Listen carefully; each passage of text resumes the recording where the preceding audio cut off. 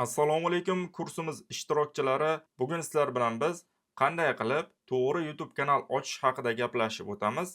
Kimgadir bu mavzu oddiyroq tuyulishi mumkin, lekin biz sizlar bilan har bir mavzuni qadam-qadam noldan o'rganib boramiz. Birinchi darsligimiz bu YouTube kanal ochish haqida bo'ladi.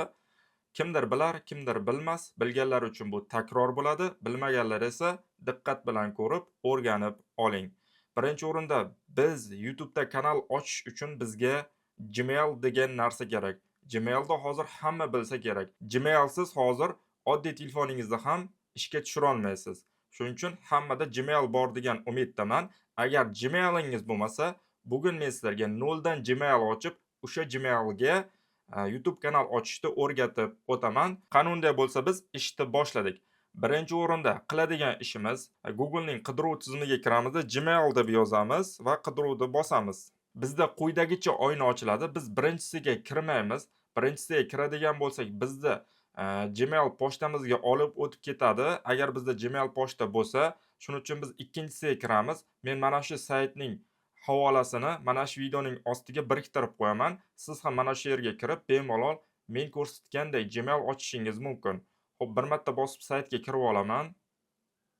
Bizda quyidagicha oyna ochiladi. Qolgan ortiqcha narsalarga e'tibor bermaymiz. Qiladigan ishimiz biz yangi Gmail yaratish. Shuning uchun mana bu tugmaga bir marta bosaman. Va bu yerdan ikki xil narsa chiqadi. Biz birinchisini tanlaymiz. Ya'ni odamlar uchun Gmail bor, biznes yoki ish uchun Gmail bor. Biz odamlar uchun Gmailni tanlaymiz. Birinchi qatorga biz o'zimizning ismimizni kiritib olamiz. Masalan, Oybek. Ikkinchi qatorga biz familiyamizni kiritishimiz mumkin. Ism familiyamni kiritdim. Next tugmasini bosaman. Va endi men o'zimning ma'lumotlarimni kiritishim kerak. Ya'ni tug'ilgan oyim, kunim, yilim va jinsimni. Bo'ldi, ma'lumotlarni kiritib bo'ldim. Endi next tugmasini bosaman. Bu joyga biz o'zimizni yaratmoqchi bo'lgan Gmail'imizga nom berishimiz kerak. Bu juda ham muhim, esingizda qoladigan Gmail bo'lishi kerak. Masalan, men mana shu Gmail'da qanaqa kanal uchun ochayotgan bo'lsam, o'sha kanalning yo'nalishini berib qo'ysam bo'ladi. Masalan, men bu kanalda BMG uchun ochmoqdaman. Shuning uchun bunga men Oybek BMG Drive deb nom qo'yishim mumkin. Mana Oybek BMG Drive deb yozib oldik. Hozir next ga bossam, agar mana shu Gmail bo'sh bo'lsa, meni keyingi oynaga olib o'tadi. Agar bo'sh bo'lmaydigan bo'lsa, shu joyda xatolik chiqadi.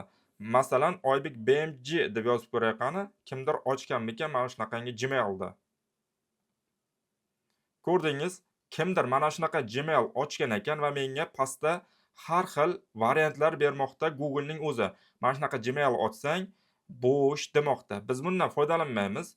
Biz o'zimiz BMG Drive deb yozib qo'yamiz. BMG Drive deb yozib oldim. Hozir yana next ni bosamiz. Agar bu Gmail bo'sh bo'ladigan bo'lsa, keyingi oynaga olib o'tadi. Agar bo'sh bo'lmaydigan bo'lsa, yana xatolik beradi.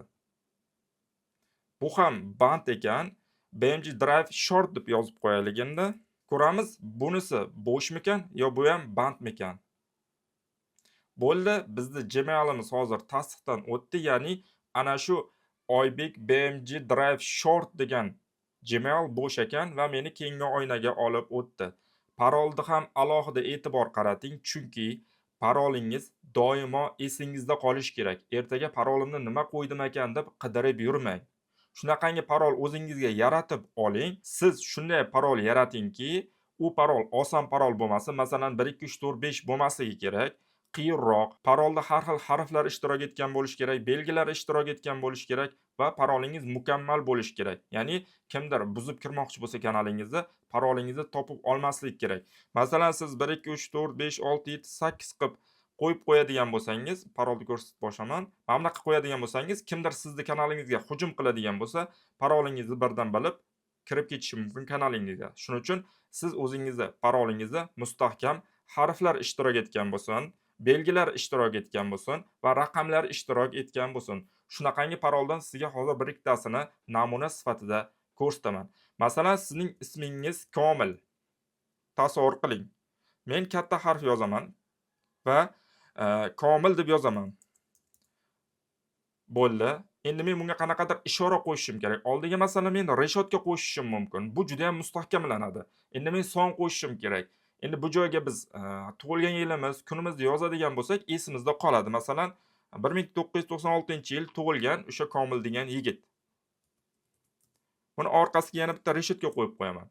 Parolingiz mana shunda mustahkam bo'ladi va esingizdan chiqmaydi. Sizga ham mana shunaqangi parol qo'yishni tavsiya beraman. Men hozir o'zim doimo ishlatadigan parolni qo'yib, keyingi bo'limiga bosaman. Men o'zimning maxsus parolimni yozib oldim. Endi next tugmasiga bosaman. Endi bizdan himoya uchun qo'shimcha Gmail so'ramoqda. Biz bu yerga kiritsak ham bo'ladi, kiritmasdan skip qilib o'tkazib yuborsak ham bo'ladi. Bo'ldi, mana Gmail ochildi. Endi biz next tugmasini bosamiz. Bizda quyidagicha oyna ochildi, ya'ni Google'ning o'zining qonun-qoidasi. Biz mana shu narsani tasdiqlashimiz kerak. Men mana bu tugmani bosib tasdiqlayman, roziman degani. Mana do'stlar, biz Gmail pochta ochib oldik. Endi qiladigan ishimiz biz YouTube kanal ochishimiz kerak. Yana shu narsani eslatib o'tay, men hozir Gmailni ketma-ketlikda ochishni o'rgatdim. Sizda o'rtada telefon nomer so'rab qolishi mumkin shaxsingizni tasdiqlashingiz uchun. Sababi sizda agar Gmail ko'p bo'lsa, yangi Gmail ochmoqchi bo'lsangiz, sizdan shaxsingizni tasdiqlash uchun telefon nomer so'raydi. Hozirgi vaqtda Google juda ham injiq bo'lib qolgan. Hamma nomerlarga ham kod jo'natmaydi.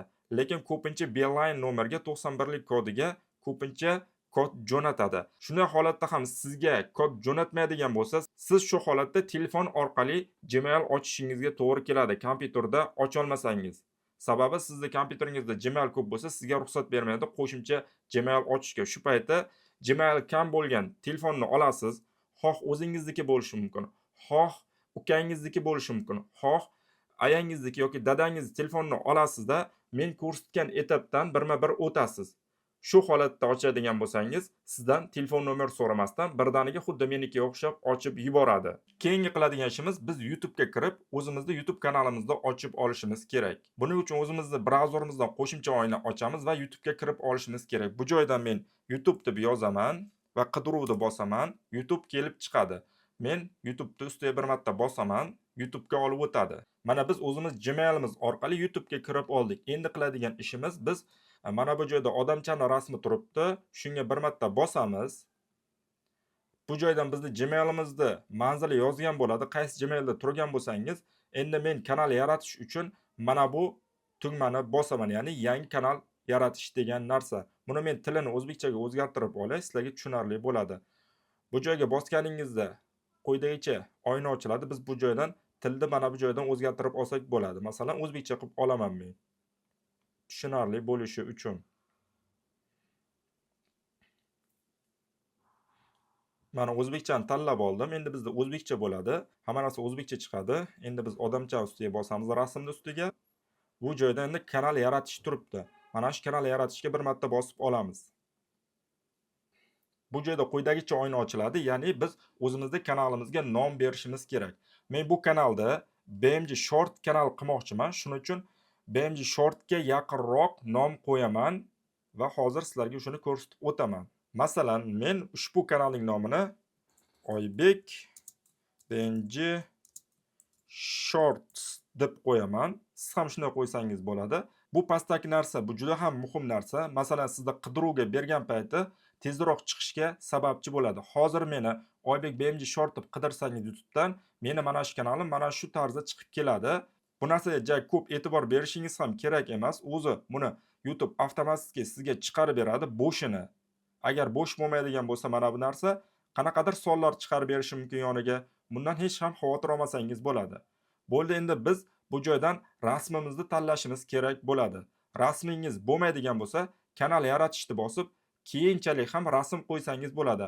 Menda hozir ushbu kanal uchun rasm yo'q. Shuning uchun keyinchalik men rasmni yuklab qo'yaman. Hozir esa shunchaki kanal yaratib qo'yaman. Endi kanal yaratishni bosaman.